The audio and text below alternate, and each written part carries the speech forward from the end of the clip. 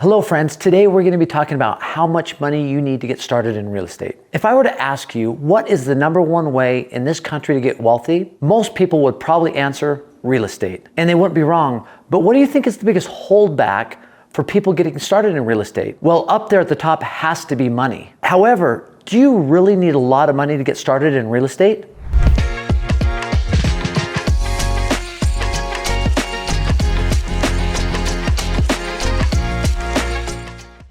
Well, today I want to explain to you exactly how much money you need to get started in real estate and explain some scenarios that you can get started with little to no money in real estate. So to get started, I want to help you understand a handful of things. First off, when you do get started in real estate, why does it even take money? Secondly, I want to empower you with knowledge of what types of investments are out there and what type of money it requires to get started in those certain investments. And finally, I want to go over some strategies that truly require little to no money to get started in real estate. If you're ready, let's go. So first off, why does it require money to get started in real estate? I know that sounds like a simple question, but one that should be answered. First off, real estate usually costs quite a bit of money. And for somebody to outlay that type of cash can be really challenging. So what do? We usually go to a bank to get a loan. And think about it, if you're the bank, you're gonna want as much money as possible to secure your investment. So let's say that there's a home that costs $300,000. Now as a bank, if you were to loan $300,000 and there's no skin in the game for the buyer, what incentive do you have to lend that money? Or how secure are you that that money is gonna be paid back? However, if somebody puts in $100,000 of that $300,000 investment, they are way more invested in making sure that that loan gets serviced. Right? And the challenge is the bank always wants as much money as they can get from the buyer, and the lender or the buyer always wants to put down as little money as possible. But the good news for us as investors, there are lots of banks and they're always competing for your business. So there's definitely strategies, definitely banks out there that will allow you to put down less money than other banks. And understanding that can really be the key to getting started as a real estate investor. So let's talk about what the bank's requirements are for homes. Now, if you're going in and you're buying a home that you're gonna live in, the bank views that as a pretty good investment because most people, when they go and buy a home that they're gonna live in, their own home, they're pretty motivated to stay in that home. Last thing they wanna do is buy a home and all of a sudden not be able to afford it and move out. Now that certainly happens, but the bank does view that as a primary residence and something that homeowner is going to do whatever they can to make sure that they're making the payments. And typically in that scenario, the bank will sometimes allow as little as 3% down on a property. So let's say that it is a $300,000 home, 3% down, you're looking at $9,000 down to get into a home. Now there's gonna be closing costs on top of that, but still that is a really good investment. And that's why most people consider their own home, their primary residence, one of the best investments they'll ever make. However, if you're coming in as a real estate investor and you're looking to buy an investment property or a home that's not your primary residence, the bank requires more money down. Now, why do they do that? Obviously, you're not living there. The incentive that you have as a primary residence is a lot less. And so typically a bank is going to require 20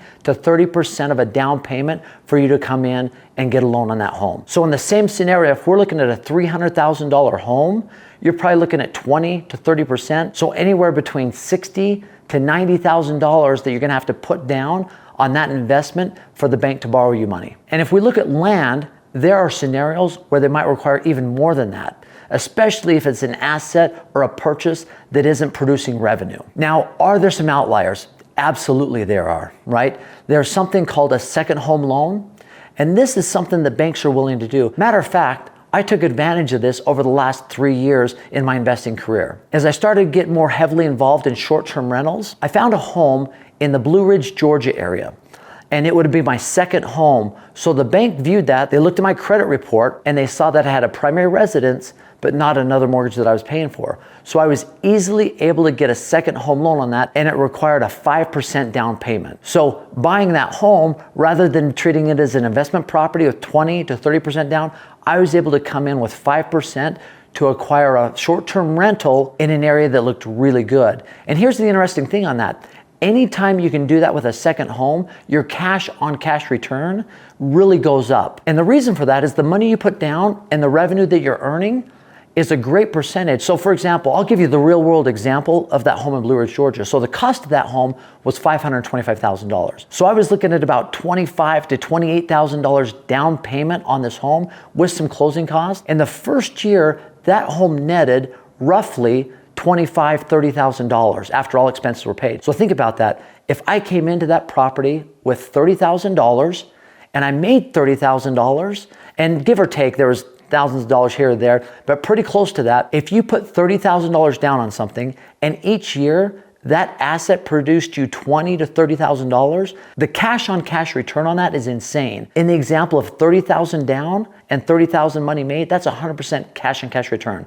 Who wouldn't do that investment? And so because of that, I had some good friends that did the exact same thing, and we pooled our portfolios together to be able to acquire a lot of short-term rentals when interest rates were really low. It's a great strategy as a second home loan. And just to recap on that home in Blue Ridge, Georgia, now obviously the interest rate I got was really low because we acquired this back in 2021. So you're looking at probably like a 2.5% interest rate. So that net cash return was after mortgage and expenses were paid, right? The gross revenue was close to $75,000. You take out all the mortgage expense, all other expenses associated with it, and you end up at the end of the day with $25,000 to $30,000 cash in hand and only putting $30,000 into it. That is a fantastic cash on cash return.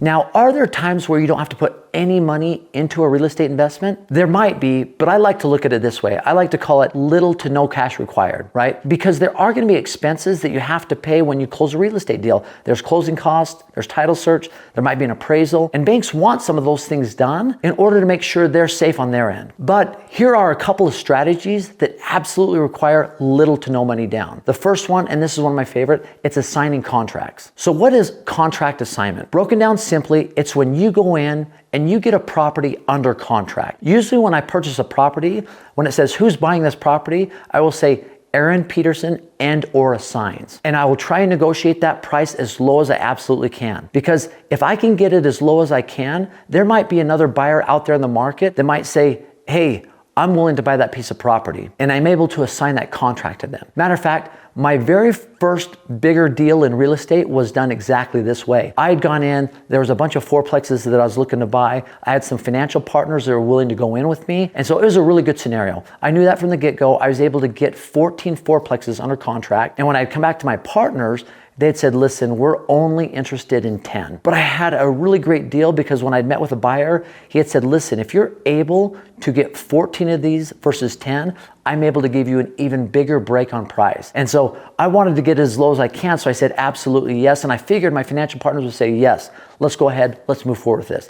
However, they said, nope, we only want to do 10 because that's what we have financial means to do. So 14, I don't know what that means. We still wanted it at the low price, but we're not able to go to 14, only 10. So at that time, I had an individual approach me and said, hey, I heard you're buying some fourplexes up in this area. I would be interested. What do you have? Can you point me in the direction of the seller? And at that moment, I thought, man, what if I could just give him 4 of these, assign part of that contract over to this individual? And that's exactly what I did. And so I had these under contract for $245,000. I assigned them to him for $255,000, making $10,000 per fourplex without even having to lift much of a finger. It was just all done in the negotiating. And it was a beautiful thing for him because typically these were selling, if somebody went in and bought one fourplex, they were probably selling them for around $270,000, $275,000. Now this is 20 years ago. You might say, man, a fourplex for $275,000, sign me up. This is about 20 years ago when I first got started in real estate. But what an awesome experience to be able to get something under contract and to be able to assign that contract to somebody else, provide them a good deal, and provide me some incentive, some financial incentive because of the work that I had done. Another strategy that I really like, and a gentleman, Pace Morby, talks a lot about, is subject to real estate investing, or sub 2. Now, what does this mean exactly? I've spoken about it in some of my other videos. You can go check those out. But sub 2 is essentially this. You are subject to the terms of the original agreement. And that's financial, the mortgage, everything. So you go in and you take over the mortgage payments, and the real estate, the property, is actually transferred into your name. Now, what's the incentive for the seller? Well, the seller might not be able to sell it because at interest rates as high as they are right now in today's economy, who is going to be able to go in and buy a property when interest rates are 2, 3, 4 times what they were even a year and a half, 2 years ago. So subject to real estate is a really good strategy. And the benefit to the seller is an individual might be able to go in and give them some money, right? And then start taking over the payments. It might alleviate a financial burden that the seller has, not able to make their monthly payments if they're in a distressed situation, but also give them some money to be able to have some breathing room, right? So it's a win-win for both clients. Subject to is a really good strategy that you can employ with little to no money. Another quick strategy that I really like is lease options, or a lease with an option to buy. Now this is great if you're looking to get a home and you maybe don't quite have the down payment yet and you need a place to live. You can find a home that is for sale. You can negotiate with the seller and say, listen, I am willing to buy the home at a certain price. You guys negotiate on that price at a certain time in the future. It might be 12 months, 18 months, 24 months, but you pre-negotiate on that price to buy it with the option to buy it at some point in the future. The other cool thing about a lease option is those monthly payments you make in rent can be negotiated with the seller that a certain percentage of that rent goes towards the down payment, right? Let's say that you're renting a place for, say, $2,000 a month, and you negotiate with the seller that over the term of the rental lease, 500 of that 2,000 is going to be counted towards the down payment, right? So if you make 12 months of $2,000, for rent, you're paying $24,000 in a year, but $6,000 of that is going towards a down payment on that property that you have the option to buy at the end of the term. It's a great strategy to be able to get into a property with little to no money. Now, when the date does come where you buy that home, if it's a primary residence and it's only 3% down, you might have close to or enough money to get into that property, having lived there for the last 12 months. The other cool thing is if it's in a time where property prices are still going up, you would benefit from the appreciation that that asset is experiencing over that 12-month or 24-month period of time. So these are a couple strategies I really love. Now, I'd love to hear from you. I'd love to hear what strategies you've used to get started in real estate with little to no money, or how much money that you've experienced that you need in order to get started as a real estate investor. I know we all have different experiences, different stories, and I'd love to hear from you. So please feel free. Put your comments below. I'd love to respond to you. And as always, I've got a free gift for you. It's a short-term rental calculator that when you put in the numbers, it'll spit out if it's a good deal for you or not. And it's something that's benefited me my whole career. Just click on the link below, aaronsfreetraining.com, to have access to that. Thanks. Have an awesome day.